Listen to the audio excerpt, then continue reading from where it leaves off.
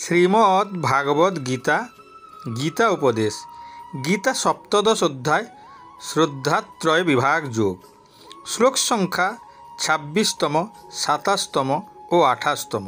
হে পৃথানন্দন, বিশ্বাস ব্যতীত যা কিছু যজ্ঞ বা তপস্যা করা হয় তাকে অসৎ কর্ম বলে।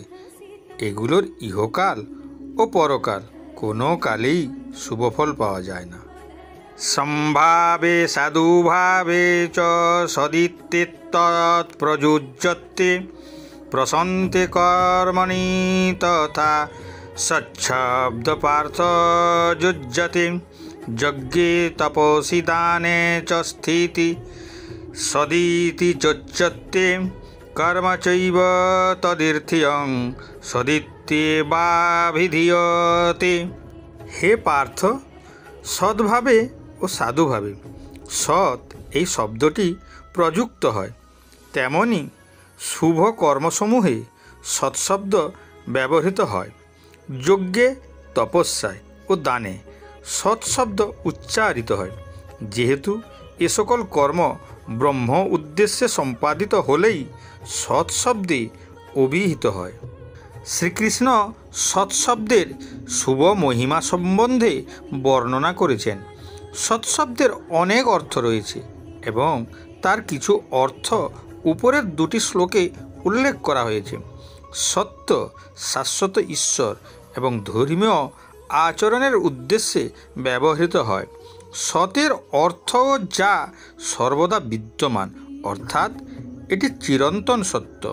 শ্রীমদ্ ভাগবতম গ্রন্থে উল্লেখ রয়েছে, সত্যব্রতম সত্যপরম ত্রিসত্যম সত্যস্য জনিম নিহিতম চ সত্য সত্যস্য সত্যামৃত সত্যনেত্রম সত্যাত্মকম তং শরণম প্রপন্ন। হে প্রভু, আপনি প্রকৃত সংকল্প, কারণ আপনি কেবল চূড়ান্ত সত্য নন। আপনি মহাজাগতিক প্রকাশের তিনটি স্তরের প্রকৃত মূর্ত প্রতীক। সৃষ্টি, স্থিতি ও প্রলয়। আপনি সকলের আদি ও অন্ত।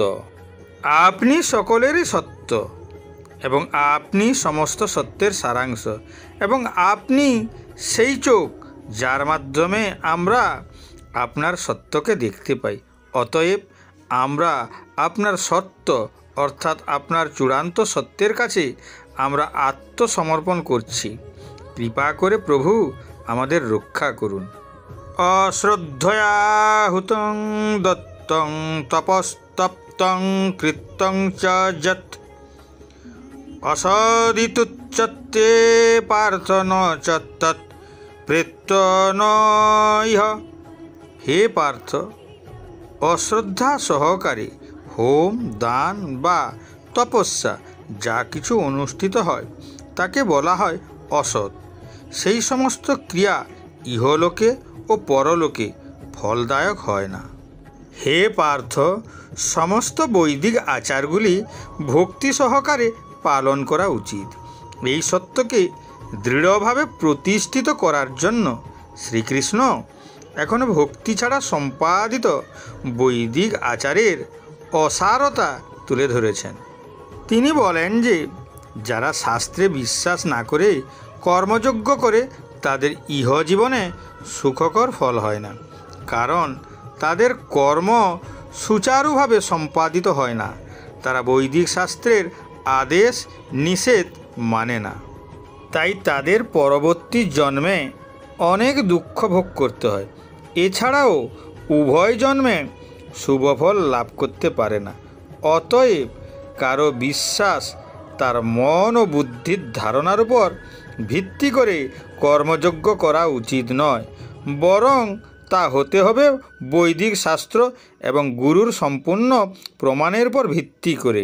এই হলো সপ্তদশ অধ্যায়ের প্রকৃত সারমর্ম।